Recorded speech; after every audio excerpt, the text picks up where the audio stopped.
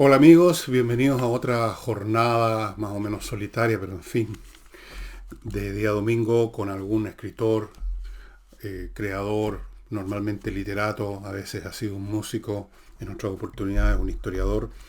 En este caso un personaje muy especial que fue, y esa es una de las razones de que sea tan especial, fue muchas cosas muy extraordinarias.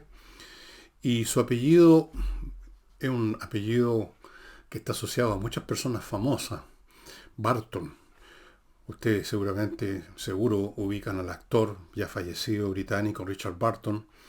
Tal vez ubiquen a otro Barton que fue un polímata, llamémoslo así, un autor del siglo XVII, un hombre que no se movió casi de una universidad y escribió uno de los libros más locos, más increíbles que existen, que se llama Anatomía de la Melancolía. Este Richard Barton es otro tipo de personaje. Richard Francis Barton, nacido en Inglaterra en 1821 y muerto en 1890 en Trieste, que en esa época era una ciudad del Imperio Austrohúngaro, ahora es una ciudad italiana.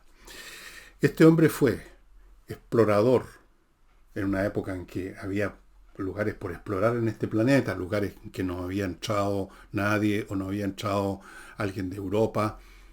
África, por ejemplo, muchas zonas de Asia eran desconocidas.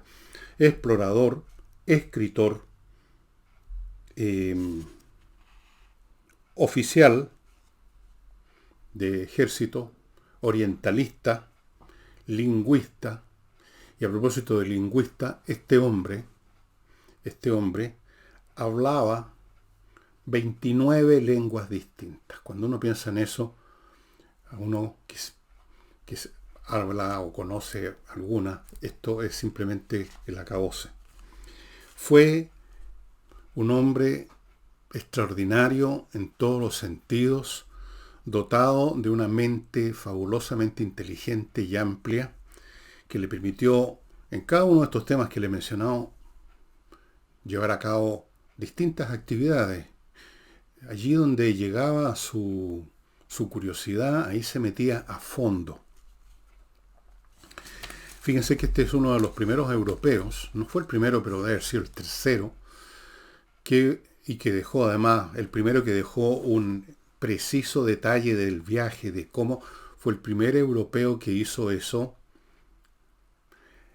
en un viaje a la Meca disfrazado de árabe.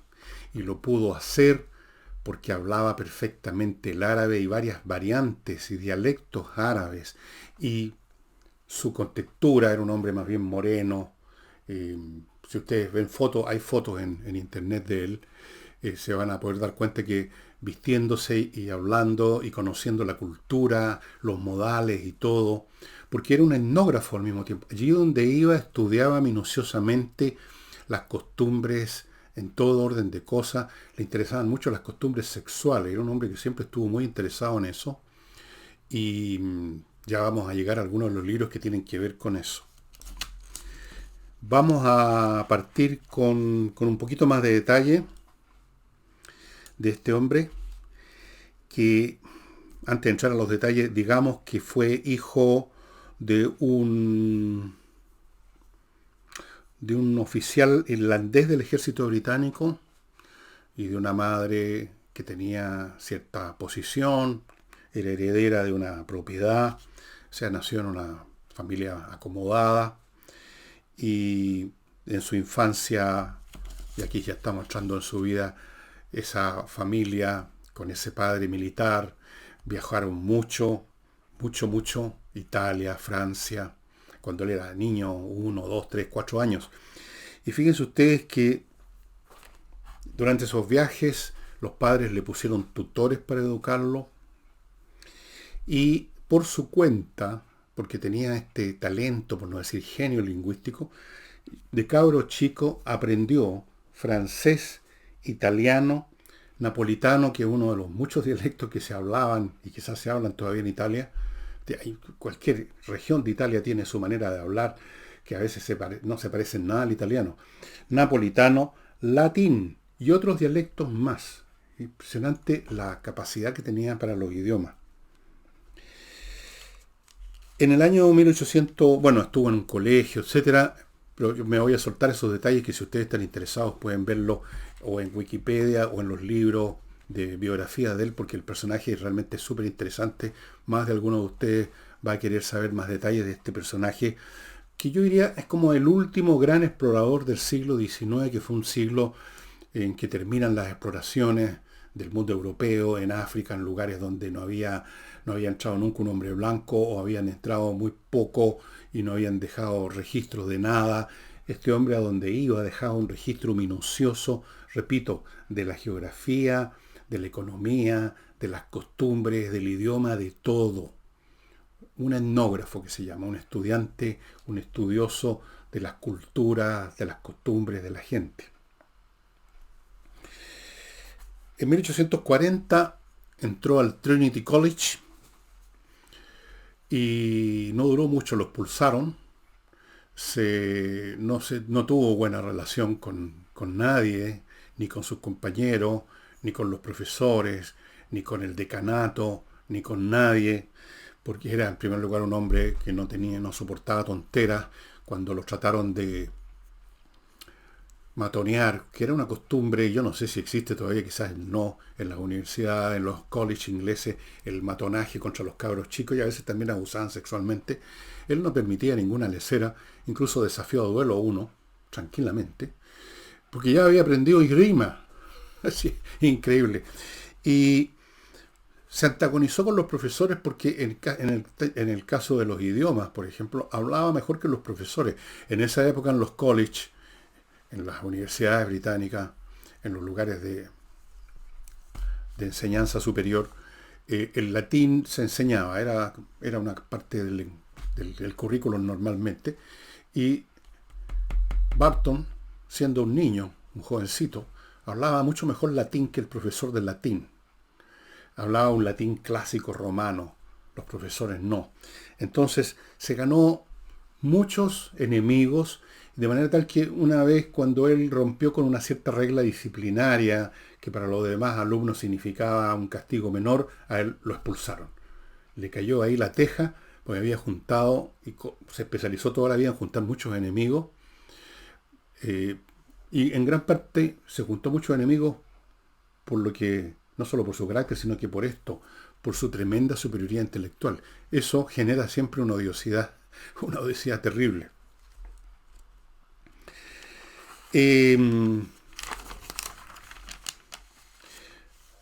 Saliendo entonces expulsado del Trinity College, en 1842 se alistó en el ejército de la Compañía de la East India, un ejército privado de una compañía comercial muy importante en la historia de la India, de la conquista británica de la India, es esta compañía de las Indias, de las Indias orientales.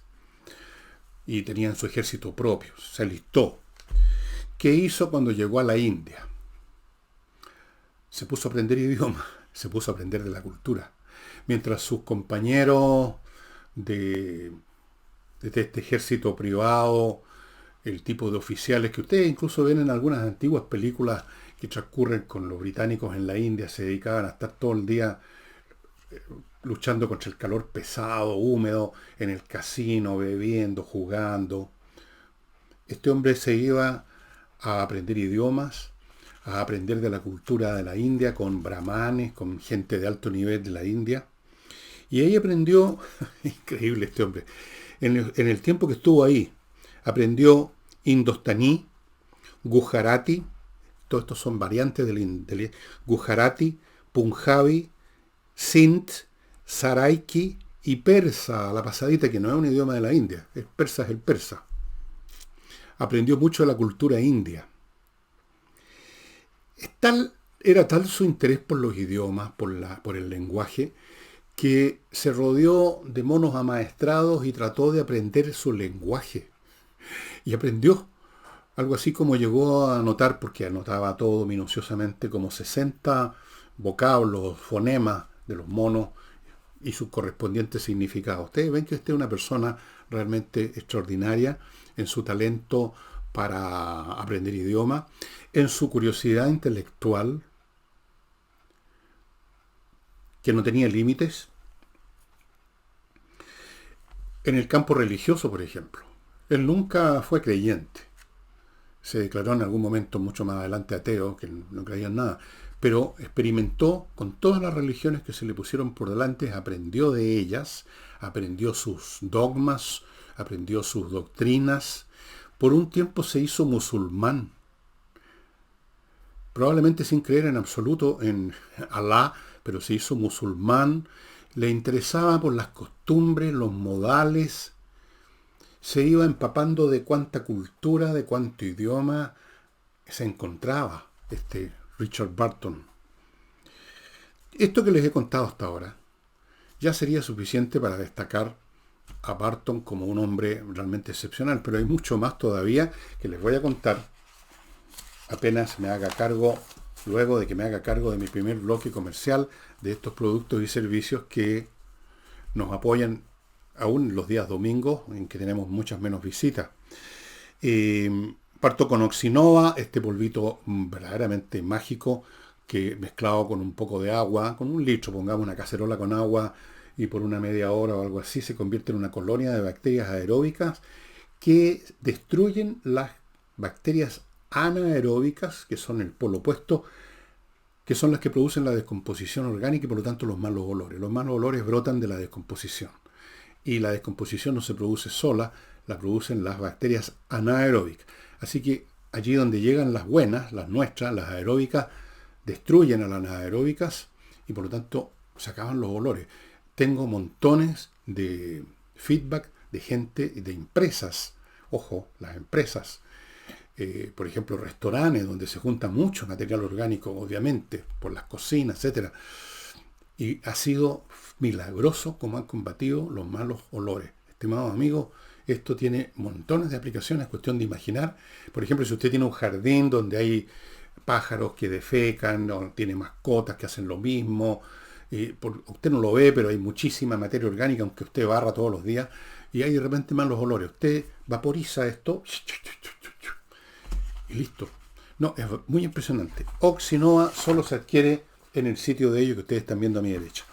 Continúo con la revista del Mundo Bursátil, revista Mundo Bursátil se llama, que los llama, los convoca a que se suscriban para que tengan conocimientos que les permitan hacer buenos negocios en la bolsa.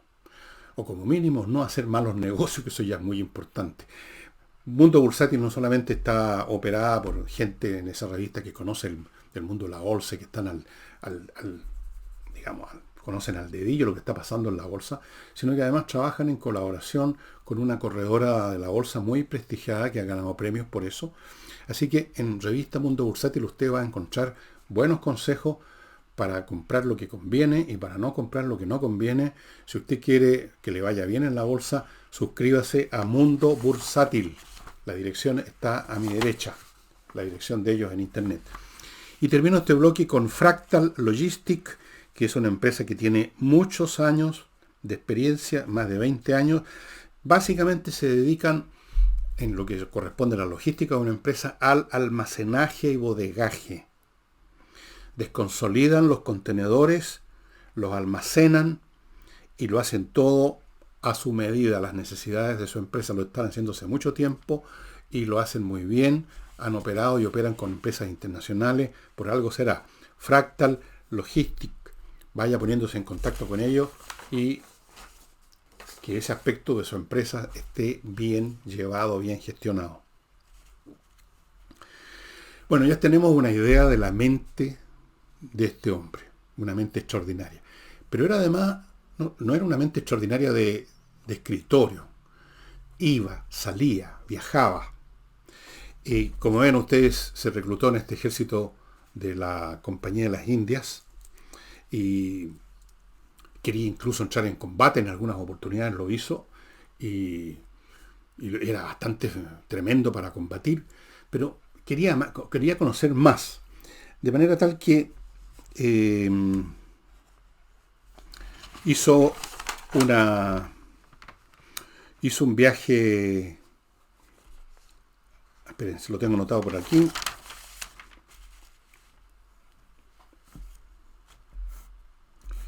Sí, hizo un viaje a Somaliland, la tierra de los somalíes, en África, noreste de África, bajo los auspicios de la Real Sociedad Británica de Geografía, con otras personas. Todo, recuerden, siglo XIX, África todavía era un continente muy desconocido, salvo en los bordes, pero el interior. Y ahí fue asaltado, su grupo fue asaltado por una tribu, unos guerreros. Recibió un lanzazo que le atravesó la boca de una mejilla a la otra.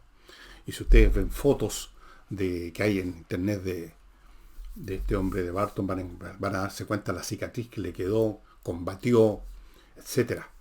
Enseguida, en algún momento, viajó a la Meca, como les dije, disfrazado. Esto fue el año 53, y todo esto, el detalle de cómo lo hizo para llegar, cómo se sumó a una caravana, con quién se contactó, cómo se las arregló, lo que vio en la Meca, que es el sitio sagrado del Islam.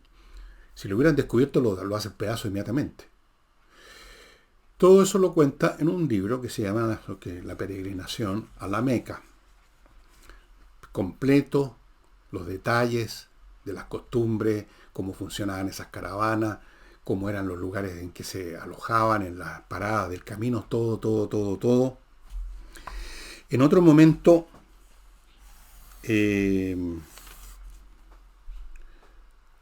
decidió descubrir las fuentes del Nilo junto con otra expedición apoyada por la Real Sociedad Geográfica, y fue con otras personas. Las fuentes del Nilo, no se sabía qué era lo que alimentaba el Nilo. Obviamente se suponía que eran lagos, pero no se conocían dónde estaban, cómo eran. Entonces había que entrar a la profundidad de África. Hay una película, entre paréntesis, que ustedes pueden encontrar, no es fácil, pero la pueden encontrar en alguna parte de internet, una película que se hizo de este gran personaje Barton. Yo por ahí la tengo en algún archivo, quizás en uno de estos días les voy a, si a alguien se le interesa, le puedo mandar una copia. Una película muy buena, muy buena. Incluso el personaje, el actor, se parece mucho a como era Richard Barton. Desde la época de Heródoto, el historiador griego del finales del siglo V a.C., posterior a las guerras con los persas, las guerras médicas, en algún momento Heródoto, que estuvo en Egipto, era un hombre que viajaba, también en sus famosas historias se pone a especular acerca de cuál podía ser la fuente de ese río tan importante que es el padre de la cultura egipcia. Como ustedes quizás recordarán, por lo menos en mi época, cuando yo era estudiante en el colegio, en algún momento el profesor de historia nos contaba que se consideraba a Egipto el don del Nilo, el regalo del Nilo. Egipto existía gracias al Nilo, efectivamente. Entonces, especuló Heródoto y tuvo 2 o 3, digamos, tesis, algunas más locas que otras, pero ya en el siglo XIX se suponía obviamente que había alguna fuente de agua importante, un lago tenía que ser, pero no se sabía dónde estaban. Así que fue en una expedición. Como ustedes saben, el Nilo en el fondo es alimentado no por uno, sino que por 2 o 3 lagos, el Tanganica, el Victoria. Obviamente le pusieron ese nombre por la reina Victoria. Y lamentablemente para el pobre Barton, se enfermó justo antes de que su compañero principal, Speke, llegase finalmente al gran lago que es la fuente principal del Nilo. Pero él estuvo en esa expedición, todo es contado, todo es relatado. Este hombre estuvo en Estados Unidos, fue a conocer a estas sectas religiosas que están situadas en Utah, en Salt Lake City. Pasó por Chile en algún momento. De Argentina pasó por los Andes a Santiago y de ahí se fue a Valparaíso. Pasó por nuestro país. Estuvo en infinidad de partes y de todo aquello registró y escribió minuciosamente. Y eso no es todo. Vamos al tercer aspecto de Barton, porque este hombre realmente no tenía límites. Escribió mucho. Yo anoté algunas de las cosas que ha escrito y se las voy a mostrar. pero escribió mucho más. Ustedes pueden ver la lista en la internet. Escribió, por ejemplo, aparte de esta peregrinación a la Meca, que es con todo detalle, no solo en lo que respecta a la parte personal, sino que lo que veía en su entorno, hizo una traducción salvaje y sin censura de Las Mil y Una Noches, que es un libro con mucho erotismo. Hizo una traducción sin censura del famoso Kama Sutra, otro libro de la cultura oriental que es absolutamente erótico, es una especie de manual de erotismo. Otra traducción de otro libro de una cultura oriental, me parece que esta es de la India, pero puede ser de Arabia, no sé, que se llama El Jardín Perfumado. Excelentes traducciones sin la más mínima censura. Él siempre se interesó mucho en las costumbres sexuales porque entendía que la vida sexual es fundamental para todos, en todas las épocas, y marca mucho una cultura, marca mucho la formación de la gente, y seguramente también era un hombre de gran alto erotismo. Lamentablemente se casó con una señora de la aristocracia británica. Esto fue el año 61, una señora que se llamaba Isabel Arundel, que cuando murió en 1890 Barton, quemó montones de manuscritos vinculados con sus estudios de erotismo de Barton, cosa que nadie le perdona, ningún erudito, ningún académico le perdona a nadie que queme manuscritos de una persona como él. Escribió de viajes, escribió sobre el arte de la esgrima, escribió, bueno, les voy a mostrar algunos de los libros que tengo de él, no todos. He aquí el Kama Sutra. Aquí está en inglés.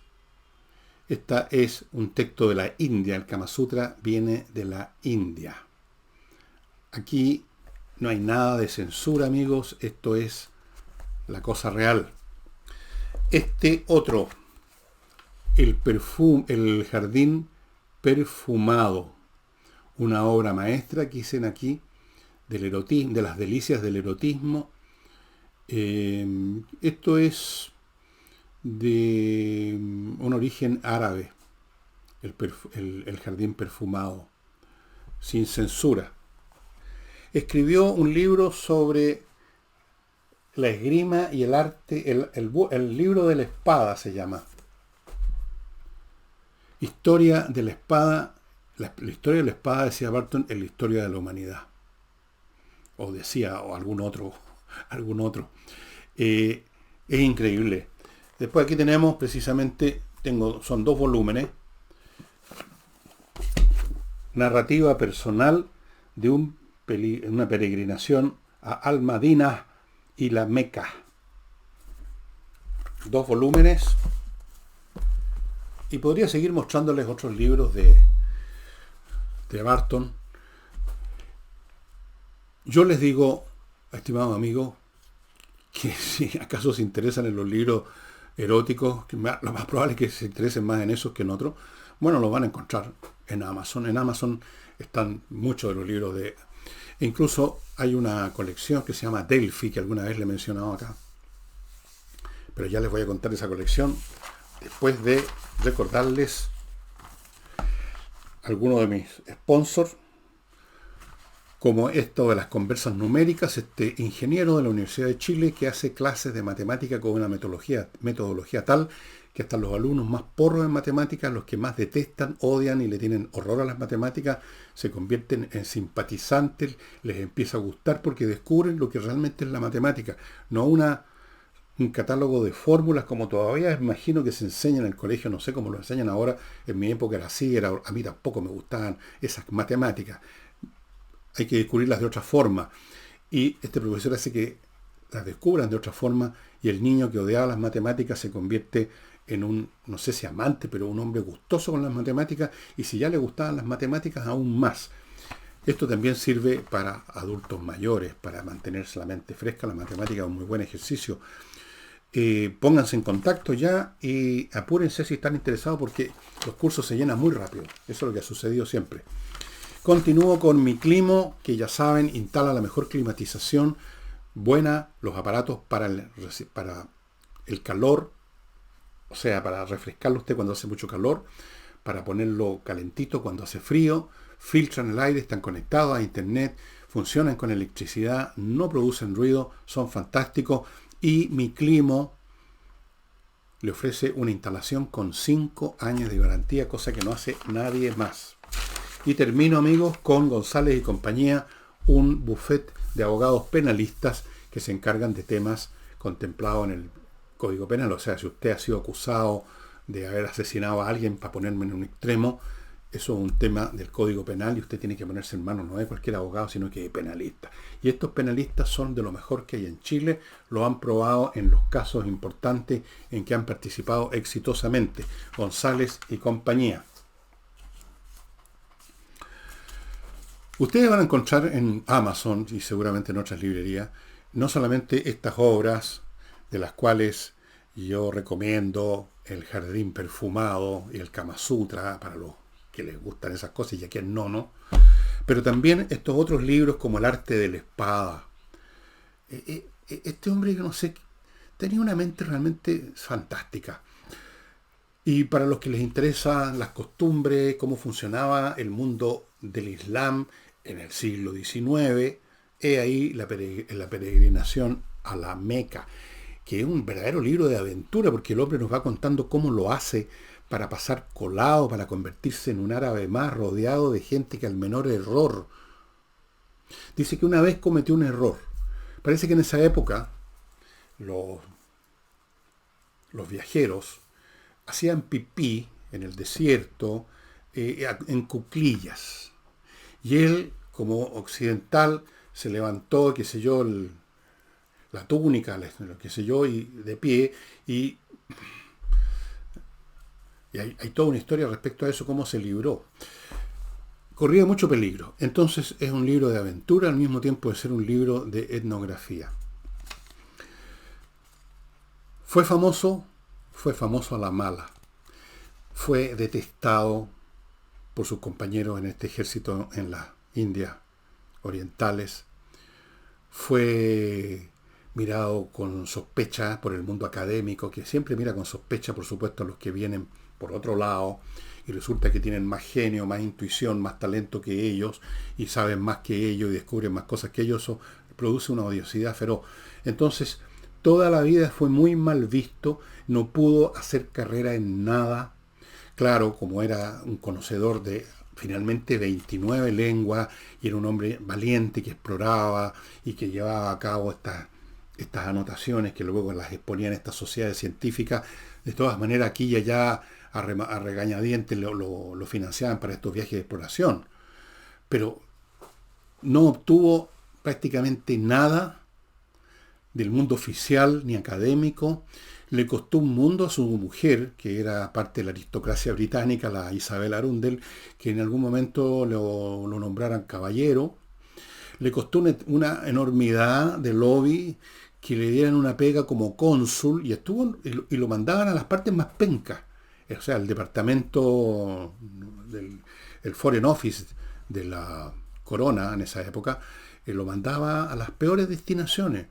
Y sin embargo, él sacaba provecho. Una vez lo mandaron al África y se dedicó a entrar por todos lados, a explorar y aprender más idiomas. Así era. Una personalidad fascinante, realmente una personalidad que uno quisiera haber conocido personalmente, una persona así.